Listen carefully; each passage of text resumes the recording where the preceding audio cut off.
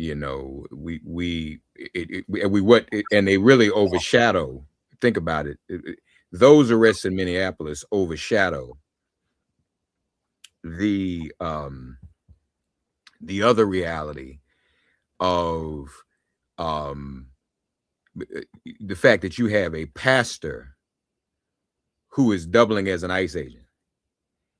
I mean, that's his own thing. You know, now that's a clergy conversation we need to have about what is that all about, and that invites a certain level of community scrutiny and freedom of the press scrutiny. And then when you go after that, folk freak out and do other kinds of things.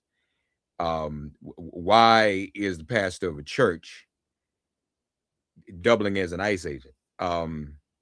And that's a question people have a right to ask, and an issue that the press has the right to cover. Why a pastor is doubling as an ICE agent. Don Lemon and Georgia Ford were not being activists; they were in their journalistic capacities. This is a violation of the First Amendment. This is what happens in other places where there's state-controlled media.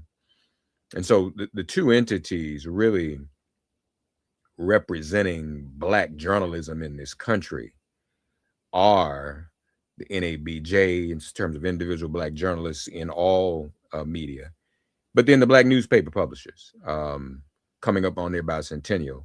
And so we've heard from Aaron Haynes of the NABJ today. Now let's hear from Dr. Benjamin Chavis of the National Newspaper Publishers Association, founded, well, the first Black newspaper was published 200 years ago. Dr. Chavis, good morning to you. Welcome to MIT on 89.3. Good morning, Mark. This is a discussion about freedom of the press. It's also a discussion about democracy. It's a discussion about fascism. It's a discussion about authority, the authority in the White House overreaching and having a negative impact, not just on Minneapolis and Minnesota, but throughout our nation. So the National Newspaper Publishers Association, we've called for all the charges on Don Lemon and Georgia Ford, as well as the others, be dropped. They should never been arrested in the first place. But, you know, and it's ironic. Well, I haven't seen that's ironic. It's contradictory, Mark, that ICE agents have stormed churches. Mm. And, you know, you don't see the people on the far right saying, oh, we got to protect the sanctity of the church. So there's selective reach and selective protection of the freedom of religion, but all are in the First Amendment. So one item in the First Amendment does not overshadow the other items in the First Amendment. Right. You can have freedom of the press, freedom of assembly, freedom of religion, freedom to seek grievances to the government. That's what the First Amendment was rounded to make sure that it's holistic. Yes, sir. Yes, sir. No, you're absolutely right. And so we'll see where this goes. I just don't see how there's any legal standing for the government to prosecute on this. But if we're looking at the history, it's Black History Month. If we're looking at the history of the Black press, this has always been the play. The Black press goes back in terms of targeting folks. J. Edgar Hoover targeted the Black press as early as 1919. A lot of people don't know how long J. Edgar Hoover was on the scene. 1919. This is before the FBI was even created. He got started on the Black press, Marcus Garvey, and W.B. Du Bois. Talk to us a little bit about that, Dr. Chavis, how the Black press was targeted in World War I, Right. Du Bois, and then in World War II because of the Black publisher John Sinstack. Exactly. Well, you know, John Sinstack was the first chair, one of the founders of the National Newspaper Publishers Association. They tried to use the Espionage Act on John Sinstack and the NNPA back in those days because of our fairness, because we sent reporters to cover what was going on in World War II. And there were people in the United States that did not like that. We were putting the truth of what was going on in the war. And the Double V campaign. That's right. And we're gonna fight for democracy abroad, That's right. and But we're gonna also at fight home. for democracy at home. The double V, and the double V was very, very, very, very popular. Exactly. And I think that, as you know, when those soldiers came back from World War II, they were uh, unrestrained in their demands for freedom in America that they fought for in Europe. And we're thankful for the Black press. But I want to go back even to the first publication of Freedom's Journal in 1827 in New Mhm, York City. mhm, After the papers are laid out, no New York printer mark would print it. mhm. So they had to go get uh, some of their friends, allies in the Jewish community to pay for the printing Mhm. of the first journal. But the thing is, I want to bring up is that the Black press for 200 years has been on the front line of not only reporting the news, but we've also been an advocate for freedom, justice, and equality. And what just happened to Don Lemon and uh, Sister Ford, Georgia Ford, is a not something out of the ordinary when it comes to the Black press. Our members of the press were also during the height of the civil rights movement challenged. Some of our newspapers have been dynamited, have been firebombed, um, because of our vigilance, because of our steadfastness in not only speaking truth to power, but holding power accountable. And I think that's what's missing today, Mark. How do we hold the Trump administration accountable? How do we hold the Department of Homeland Security accountable? How do we hold the Department of Justice accountable? This is 2026. As I said to the Urban League recently, this has got to be payback year. This has got to be clapback year. This got to be, stand up, speak, vote. Right. We cannot afford a low voter turnout in November 2026.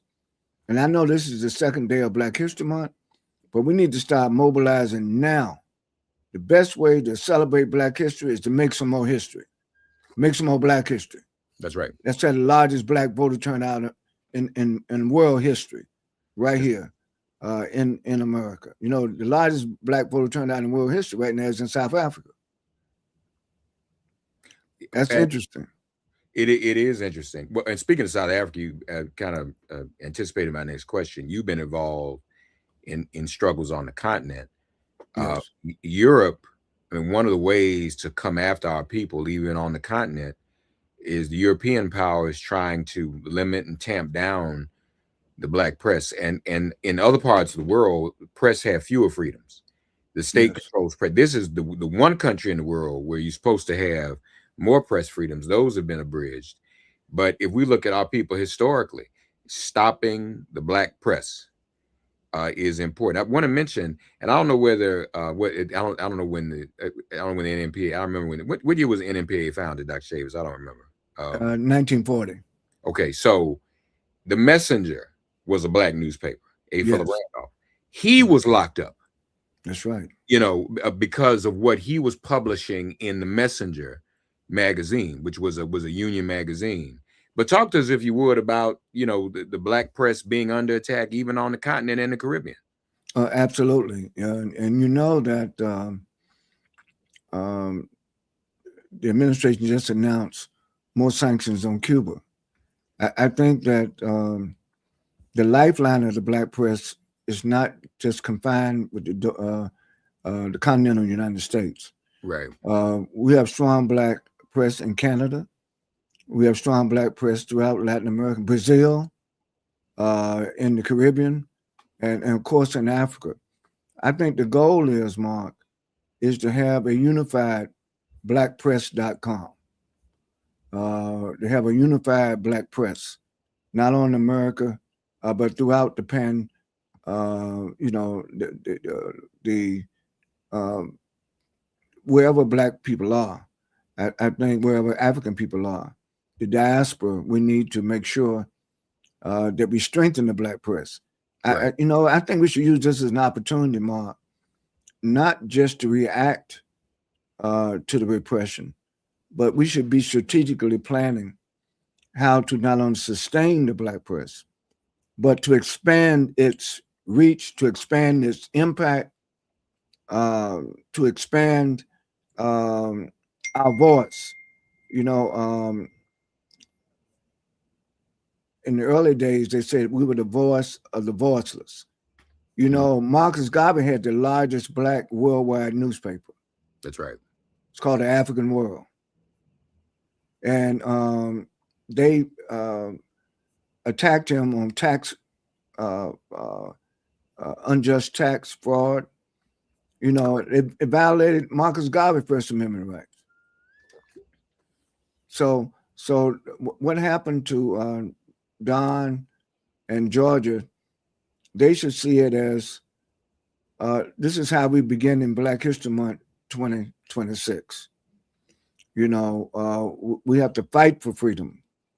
Uh, Freedom of the press is just not on some document called the Constitution. Right. Freedom of the press has to be in our souls. Freedom of the press has to be in our minds. Freedom of the press has to be in our pocketbooks.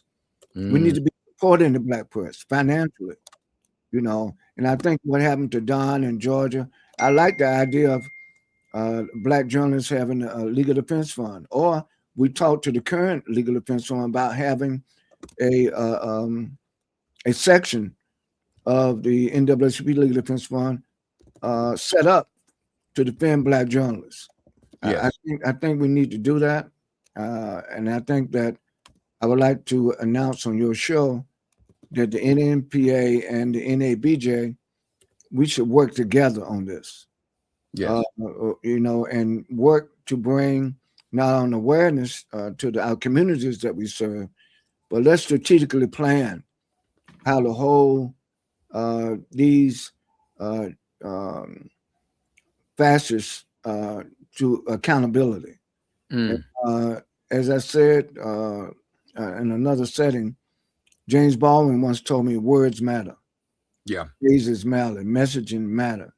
So we need to tighten up our messaging on not only what happened to Don Lemon and Georgia Ford, but what is happening to Black America, what is happening to African people.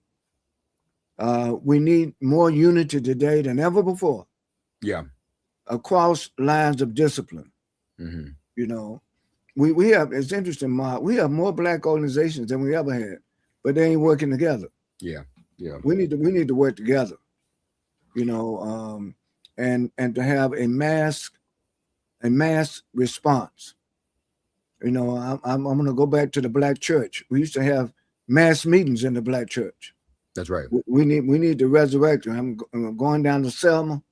I think the greatest impact for Selma in 2026 is for us to start having mass meetings again. I spoke to Rose Sanders yesterday about the Jubilee, and I'm hoping that we can have a convergence of leadership while we're in Selma in the next several weeks, Mark. Yeah.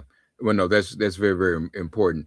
202-588-0893. When you call in, please give Brother Cody in the studio your name so he can put it in the chat for me, and then we'll bring your calls up and get to you, discuss this issue.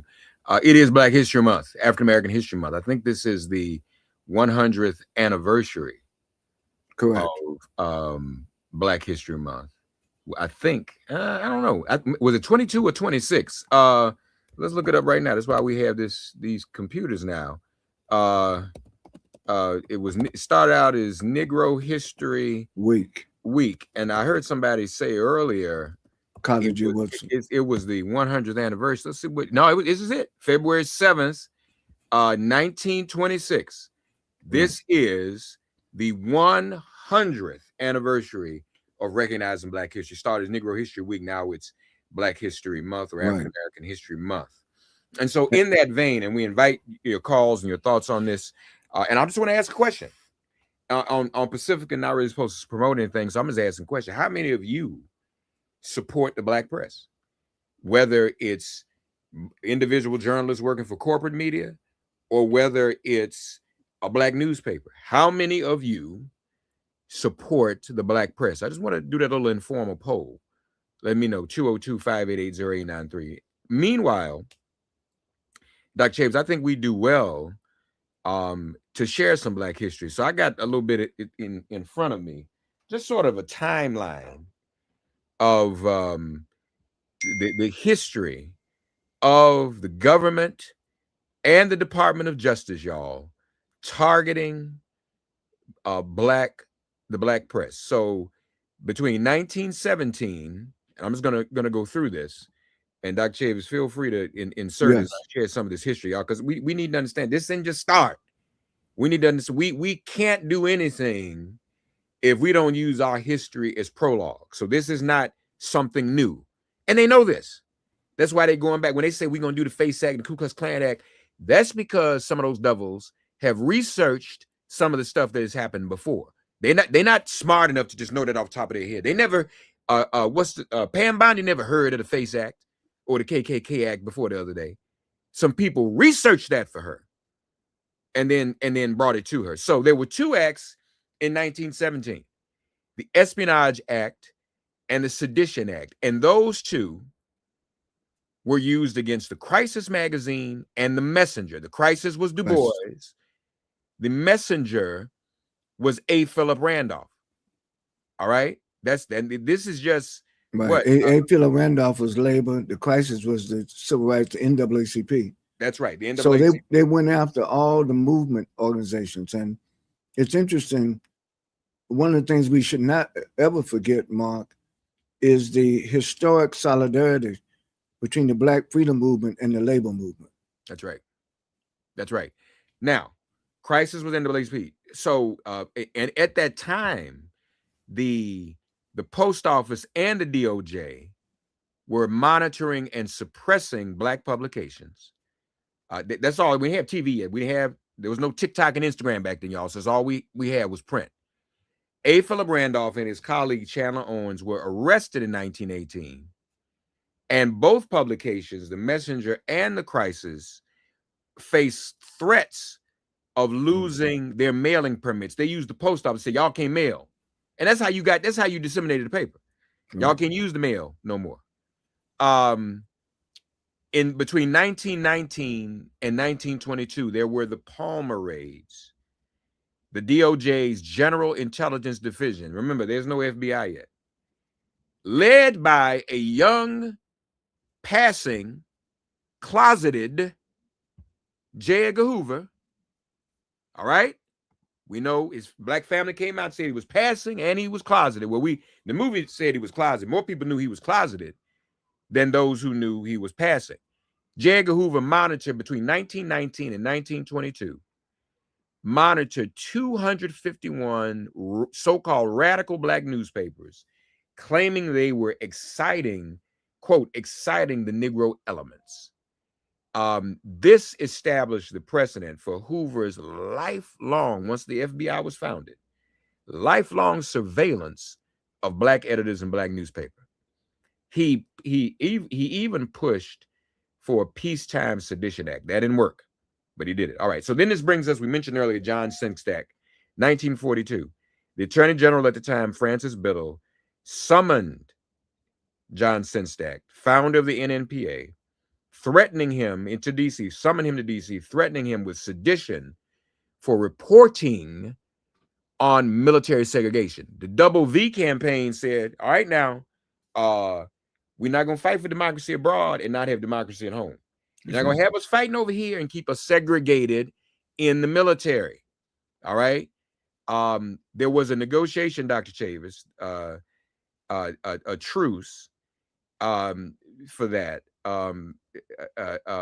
But the DOJ continued to monitor the NNPA and all the Black newspapers and have been doing so ever since. Now, but let me just say this. What was important about that, Dr. Chavis, is that I want people to understand this. Not only was the pressure that Black newspapers applied instrumental in Jackie Robinson integrating the major leagues, which led to the fall of segregation. But 1 year later, because of what the Black press is saying, integrate the major leagues, and the Black press is saying, Black newspapers are saying, integrate the military, and they won. That was the power of the black press. Those campaigns were successful in the 40s. That's Yes. why you had Jackie Robinson in 47 and Truman desegregating the military in 48. So Mark, what you're emphasizing is the importance of how we communicate with one another. Yes, You're right. In 2026, we have more at our disposal in terms of distribution of content, production of content. However, what is missing is to make sure that the content that we are producing, like this program that we're on now on radio with you, right. we have to make sure that we put it out in a way that engages the masses of Black people. I think that we shouldn't wait till something happens tragically to get ourselves excited about freedom, justice, and equality. Mm-hmm. When we wake up in the morning to go to sleep at night, this should be on our mind. You know, Dr. King's dream was not something that took place while he was asleep. Hello. Dr. King was wide awake, Yes, sir. and his dream was to reawaken. And Dr. King was also a journalist. He wrote op-eds in the black press. Yeah. Because the mainstream press would not cover him. That's right. The mainstream press would not cover Fred Shuttlesworth or C.T. Vivian or one of or even Andrew Young, and so it was the determination and the courage, I would say, of the black press to speak truth to power when it's not popular. That's right. You have to understand, which I know you do, Bob. Today in 2026, there's a lot of folk who are afraid, fear, because they think they may get snatched out of their cars, they may get snatched out of their job. That's right. They may get snatched. Their kids may get snatched on the way to preschool. So this fear needs to be shattered, and the black press is one way to shatter the fear, and put in place of the fear solidarity. Put in place of the fear an aroused consciousness. That's right. That we're not afraid to speak out and to stand up. That's right. And I would like to say that the black press needs the black church, and the black church needs the black press in this hour. We cannot afford to be witnesses to those who want to erase black history. Yes, sir. This is the second day of Black History Month, 2026. 100 years later, they're still trying to erase black history. That's right. 100 years later, they're still trying to undermine our purpose in being to try to come together as a people. And so we need to, work on this. That's why I see it as a strategic opportunity, not only to respond, but let's not only make sure that the charges are dropped and that they win whatever court case they face, Don Lemon in Georgia, Ford and others. But to me, victory would be not only winning those cases, but victory would be mobilizing, organizing, making sure that we have the largest black voter turnout in American history. Yes, sir. Because, there's a lot. He's not only closing up the Kennedy Center, I guarantee you, he wants to close up the African American Museum. They're just trying to find the leverage to do it. Trying to find leverage. So many of you, as you listen to some of the history, and again, your calls quickly, 202-588-0893. The truce, because what texted me, what's the truce? The truth between Mr. Singstacke and Biddle, the Attorney General, to prevent the black newspapers from being charged with sedition. Again, what the black papers were doing were reporting on segregation in the barracks, segregation even when it came to blood supply for soldiers in World War II. It was reporting on the lynchings. They were reporting, the black newspapers, the NMPA, were reporting on the lynchings of black soldiers in the South. And again, double V, the hypocrisy of fighting for democracy while being denied democracy at home. Double V, victory abroad, victory at home for democracy. So Biddle, under pressure from J. Edgar Hoover, this is in the 40s. J. Edgar Hoover got started in 1919 clowning, deported Marcus Garvey. All right. The truce was, and it was kind of interesting because I think the NNPA got the better end of the deal. The DOJ asked the NNPA to stop inciting unrest among Black citizens. The counteroffer by the NNPA in the person of John Singstacke was this: the press would remain loyal to the war effort, but wouldn't stop reporting on injustice. So remain loyal to the war effort. Du Bois had to cut the same deal in 1919. Because if you take away second-class postage, you can't distribute the paper. Right. The second thing that the Department of Justice asked was, they barred Black reporters from the White House and military briefings. Singstacke was able to negotiate that would not be the case. So Black reporters got their credentials to promote real facts. That was important. And lastly, they negotiated with those conditions. They were able to hold off on the sedition charges being brought against the NNPA. That was the plan. So this is 1942. 1 year later, doing Black history, y'all, in the context of what happened to Georgia Ford and Don Lemon.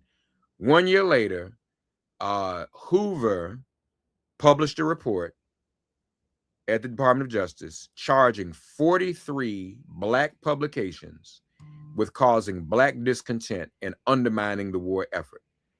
The DOJ didn't prosecute, but Hoover instituted, Dr. Chavis, something called ghost reading. And those were agents who monitored the Black press. Reading so they paid folks to sit up there and read what the Black press was publishing every day. And then, of course, that metastasized as early as the 50s with COINTELPRO, disinformation, IRS audits to bankrupt and destabilize Black newspapers, like the Black Panther, which was a newspaper, like the California Eagle, another newspaper. Ghost readers ultimately came to be known as FBIs. You get it? FBIs. That's what they were known as. Federal Bureau Eyes on the Black newspapers. As many between during over those decades, I mean, hundreds of Black newspapers. An archive of nearly 14,000 pages of surveillance used to deny passports and stop journalists at borders where they were doing coverage. Yes. Then in 1964, and this will bring us up to the arrests of Don Lemon and Georgia Ford. In 1964, the New York Times v. Sullivan case. Sheriffs and whatnot in the South and Southern officials use a libel charge to silence civil rights coverage in the newspaper. And the Supreme Court established the actual malice clause, which was a standard preventing officials from using lawsuits to bankrupt the press. And that brings us up to today. So that was in 1964, the Sullivan case. I think it was actually decided in the early 70s, though. But the point is, this is almost a century itself. Black History Month is 100 years old. Hoover's surveillance and attack and targeting of the Black press predates Negro History Week and Black History Month itself. Negro History Week was in 1926. Right. Closeted Parson Hoover started targeting the Black press as early as 1919. So again, that's before Negro History Week and Black History Month. And yet still practically 100 years of the history of the 200-year history of the Black press itself. Half of the history of the black press has been under surveillance by the U.S. government. So first of all, we should not be surprised about what happened to Don Lemon and Georgia Fort. It's been going on for 100 of the 200 years of black press, black newspapers, and black journalistic publishing. And it predates Negro History Week. J. Edgar Hoover himself was doing this. And you look at it, 1919, a couple of years later, Marcus Garvey's out because he's targeted him. So this has been the history, Dr. Chavis, and we need to know that history to fight against it. Exactly. And we should shout out Carter G. Woodson, who was a profound historian, who knew what you just said was so important, Mark. People that are ignorant of their own history is a people that will have no future. And so what we have to do is to make sure that we not only study and know our history, but learn from it. And one of the things we learned from the 1940s, and I would say even the 1840s, is that when stuff starts to happen, we just got to do more than duck down. We have to stand up and fight. And we fight nonviolently. I'm a disciple of Dr. King. But we have more now. Look how we are blessed as a people. We had low numbers. Yeah. Now, blacks and Latinos are 100 million, 1/3 of the population. That's right. And if we unite and vote massively, it will make a big, big difference. Yeah. Let's get some calls in. Miss Alberta from Chevy Chase. Miss Alberta, go right ahead. God bless you. You're on there with Dr. Chavis. Happy Black History Month. Miss Alberta, you still? Oh, I'm sorry. Let me. I'm not doing something. There we go. There we got it now. Okay, Miss Alberta, I'm sorry. Go right ahead. I can hear you now. Did we lose her?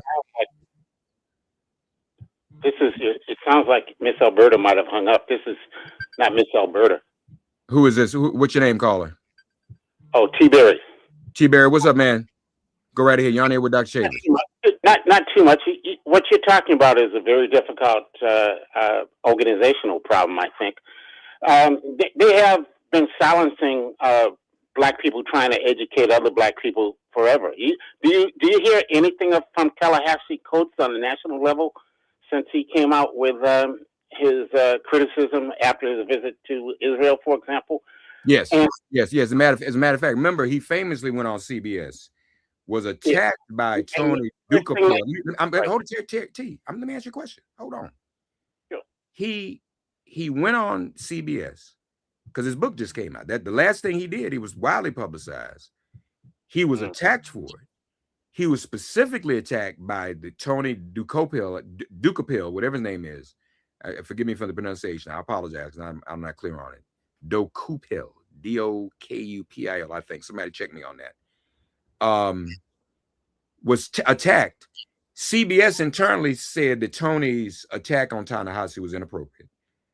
Barry Weiss takes over CBS at the behest of Donald Trump, and now Tony's hosting CBS Even News. He was rewarded for attacking Ta-Nehisi. So they haven't silenced Ta-Nehisi. They've just rewarded his attackers. Go ahead, T. Barry. Okay, but isn't that the case, period? Look, because of racism, they could, under DEI, they could hit two people with one thing. So they had a lot of female journalists who came up. Look how many of them just got replaced, when this war came up, or if they said anything negative about Israel. If you call this country an apartheid country that is killing people and has been killing people and has never been attacked by any Arab country, all the attacks have been instigated by the United States and Israel. But if you say this, you're anti-Semitic. So I think it's black people, because of their ability to reward people, they'll only reward people like Carl Rowan, who attacked Martin Luther King, for example, when he talked to everybody about how the Vietnam War was bad for everybody, including black people.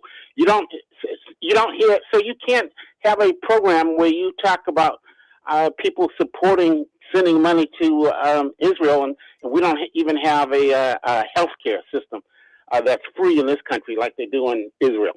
It just is.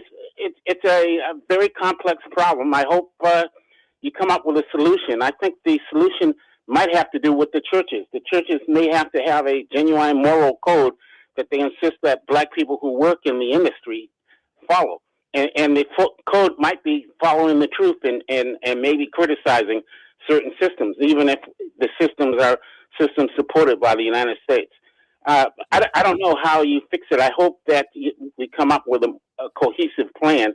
So even if it's something like the people themselves come up, the journalists themselves come up with networks and whatever, so that they can tell the truth without eliminating their career and their career goals and whatever. But yeah. I hope that there is, more than just journalists. I hope that we as a people come up with something that can stop us from being criticized like we are.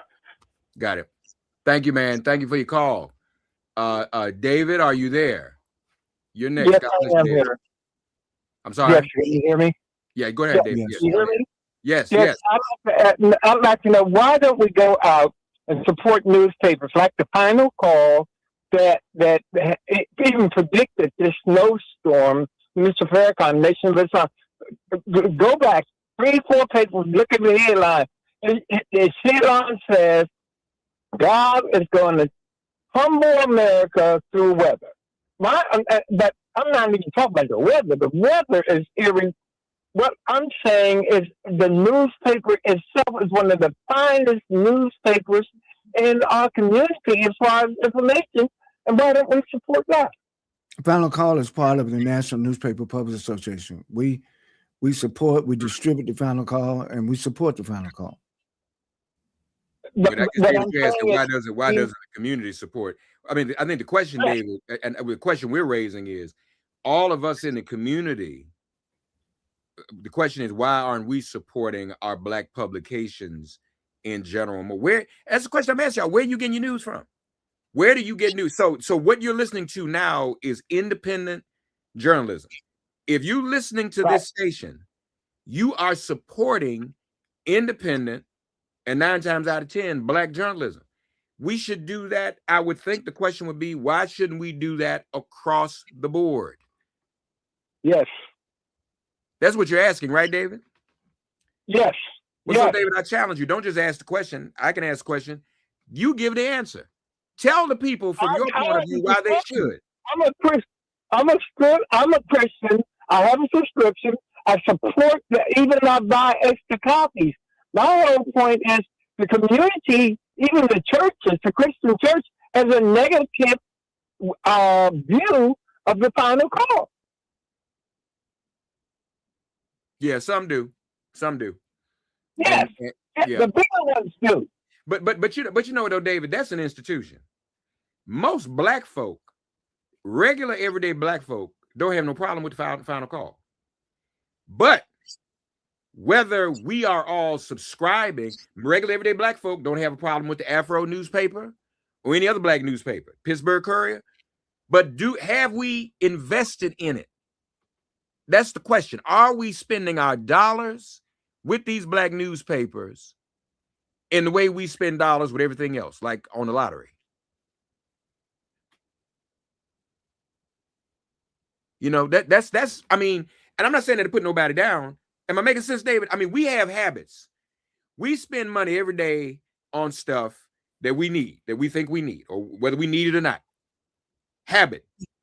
Should we not make it a habit? I'm asking a question. I'm not making a declaration, folks. I'm asking a question. Should we not have the habit of spending money with our publications? I think that's the question. The question that David is asking. Thank you, David. Miss Alberta, God bless you. Not a lot of time left. Go right ahead. Yes, good morning, Mark, and to Dr. Benjamin Chavis. We should start saying Anglo-Saxon, because when we're just pointing out Jews, we know that J. Edgar Hoover and all that crowd, they were from maybe German or other, extraction. So we No, should J. just. Edgar Hoover was black. He was passing. Oh, was he? Oh, okay. But this is the question. I want to say to Dr. Chavis and you, Mark, these things, the three branches of the federal government is that also guilty. They're guilty because they're allowing Trump to do what he's doing. The Supreme Court, to point out that one, Supreme Court is just being silent about this man. And I don't even call him president. The man to me is nothing but a common jerk. That's what I see him as. And so I'm just saying that the three branches of the federal government, what do you say about that? And I'll hang up and listen because they're allowing this fool to do what he's doing. Well, you're making an excellent point. There's supposed to be checks and balances. Today, there are no checks and balances. The executive branch tells the Supreme Court what to do. The executive branch tells the Congress what to do. There's a government shutdown right now because the White House and others are trying to resist putting pressure on the Department of Homeland Security not to be doing all the awful, tragic, repressive, racist, counterproductive actions that they're doing, not just in Minneapolis, but across America. And so you're right. But the thing is, elections have consequences, my sister. So what we have to do is, how did Trump get to the White House? How did these conservative people get to the Congress? And not only the Congress, but the state legislatures. We got states where blacks are predominantly the majority of the state, but yet the legislature is all Republican. There's something wrong with that. We're not voting like we should. We have to make an effort, not just in hard times, but in all times, to make sure that our voices are heard, but also our voices are felt. And the best way to make sure our voices are felt right now in 2026 is to have a massive voter turnout. That's right. That's right. And one of the things the BlackPress does is encourage people to get out to vote. And that is one of the reasons the BlackPress is under attack. This is the same playbook that J. Edgar Hoover started 100 years ago. More than 1919 is more than 100 years. This is 2026. So 1926, 100 years ago, the founding of Negro History Week and Black History Month. 1919 was 7. So 107 years ago, the BlackPress began to be targeted. That's documented that we know of. I don't, let's not be naive and think Freedom's Journal and everything before then wasn't targeted. But this is a documented campaign. Yes. FBI's were on the BlackPress, and obviously they still are. Dr. Chavis, thank you for joining us. BlackPressUSA.com. You'll find him there. Thank you. We'll be in touch later. A lot of work to do, y'all. Just asking questions. Should we support Black journalists and the BlackPress more? I think that's a question we all have to ask ourselves. Thank you all for joining once again. MIP on 89.3. We're gonna Thank you. back over to the studio. Yes, sir. Thank you, Dr. Chavis. Again, this is independent journalism too. I told everybody when they come for me, I'm not gonna be like Maduro in white tube socks and slides doing a perp walk. That's why I sleep in my shoes every night. Cornel West sleeps in his shirt and tie and suit in case somebody kills him. I sleep in my shoes in case I have to do a perp walk. Dress shoes and all, ready. Y'all not gonna see me walking across the stage and no perp walk with handcuffs on and some slides on. That's just not gonna do that. If all hearts and minds are clear, it has been made plain.